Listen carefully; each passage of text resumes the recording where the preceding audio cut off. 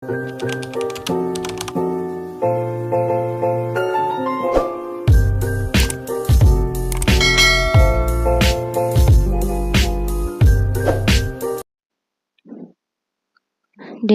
Mafia Tampan bab 55.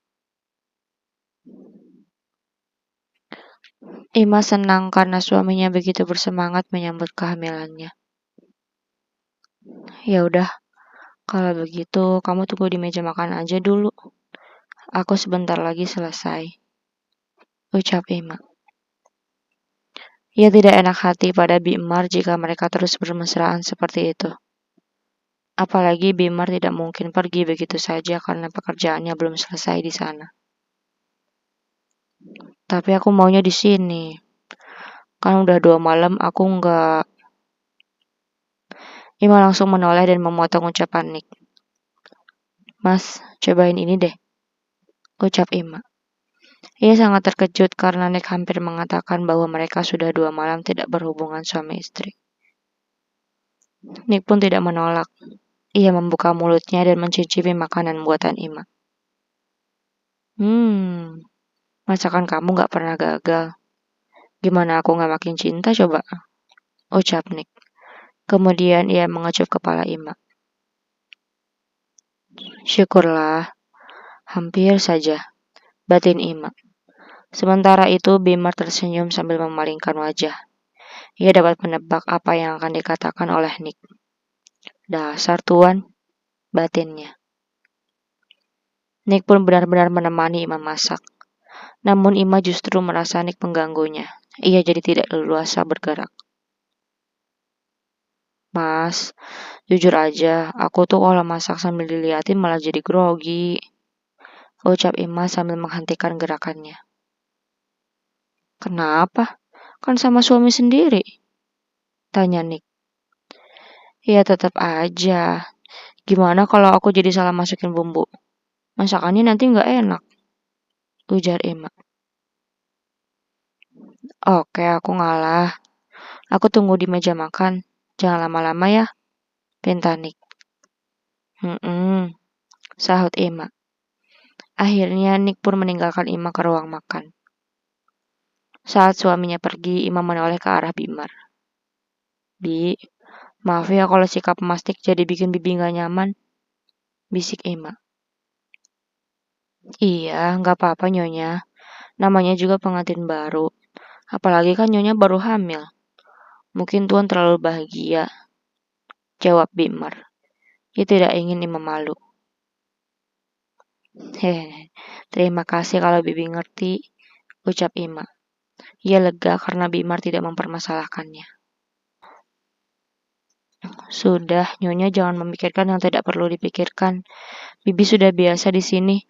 Jadi gak kaget dengan sikap Tuan yang memang terkadang tindakannya tidak bisa diprediksi, ucap Bibi. Bibi kayaknya udah paham banget gimana Mas Nick ya, tanya Ima.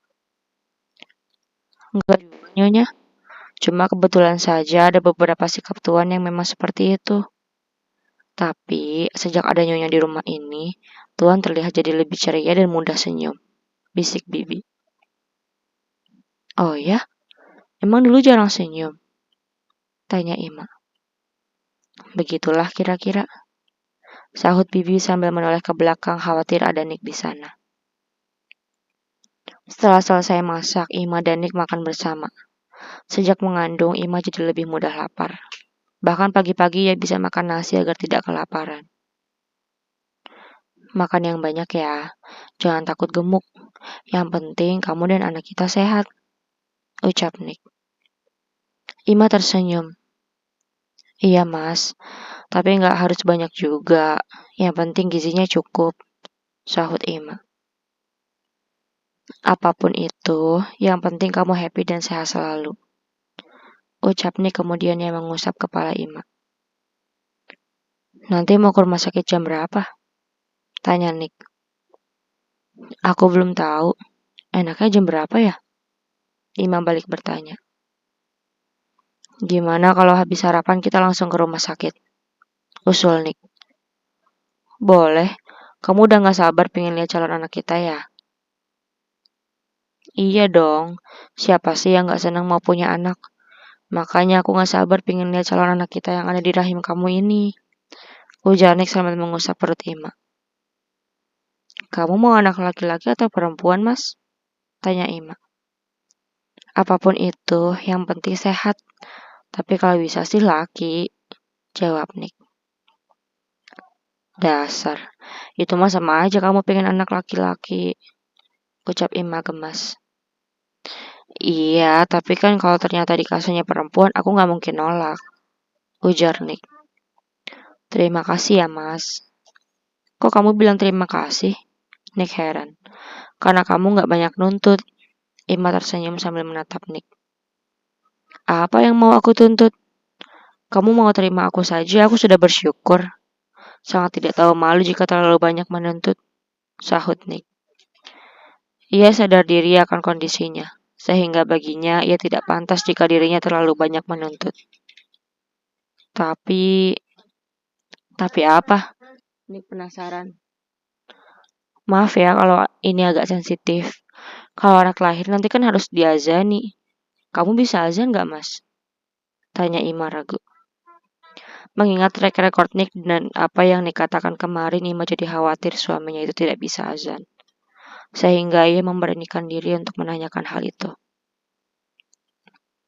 Maaf ya sayang, aku memang suami tidak berguna. Jujur aku sangat malu karena tidak pantas menjadi suami kamu. Tapi kamu jangan khawatir. Aku akan berusaha supaya bisa azan. Ucap Nick sambil menggenggam tangan istrinya. Aku pastikan bahwa aku sendiri yang akan mengazani anakku ketika lahir nanti. Ucap Nick yakin. Ia berniat untuk meminta Zaki mengazani tentang kewajiban seseorang suami jika istrinya melahirkan nanti. Ia yakin Zaki pasti bisa membimbingnya, bukan sekadar azan. Terima kasih ya, Mas. Kamu mau berusaha aja, aku udah senang banget. Ucap Ima. Pasti. Anything for you, sayang. Sahut Nick sambil mengecup tangan Ima. Selesai makan, sesuai dengan janjinya, mereka pergi ke rumah sakit untuk memeriksa kandungan Ima. Sebelumnya Nick sudah menghubungi Joe agar pria itu mencarikan rumah sakit terbaik di kota tersebut. Bahkan John diminta untuk langsung membuat janji dengan dokternya. Sehingga kini Nick sudah tahu akan membawa istrinya kemana. Kita ke rumah sakit mana ya, Mas? Tanya Ima. Saat ini mereka sudah berada di mobil Nick. Kamu tenang aja. Joe sudah memilih rumah sakit dengan dokter kandungan dan peralatan terbaik. Ucap Nick. Tak lupa Nick meminta agar Joe memilih dokter wanita. Sebab ia tidak sudi jika istrinya disentuh oleh pria lain, meski seorang dokter. Oh iya? Tanya Ima lagi. Ia tak menyangka Nick sampai seperti itu. Iya sayang, aku tidak mungkin memilih asal-asalan untuk istri dan anakku.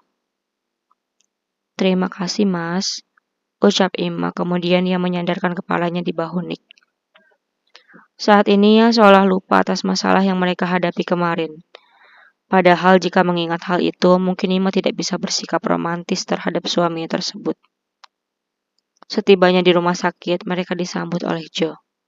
Pria itu pun memberi arahan pada mereka untuk langsung menuju ke ruangan dokter tanpa perlu mengantri. Sebab saat ini Ima terdaftar sebagai pasien VVIP. Silakan tuan, ucap Joe.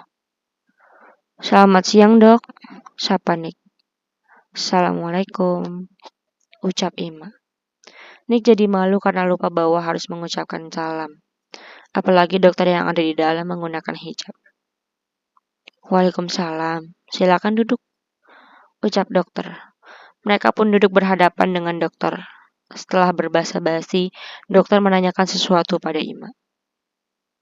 HPHT-nya kapan, Bu? Tanya dokter. Sekitar 3 minggu sebelum menikah, dok, jawab Ima. Menikahnya kapan? Tanya dokter lagi. Kurang lebih 2 minggu yang lalu, jawab Ima. Berarti kemungkinan kehamilan ibu saat ini sudah memasuki minggu kelima, ujar dokter sambil memperhatikan alat penghitung HPL. 5 minggu, tanya Nick. Ia terkejut karena pernikahan mereka baru 2 minggu.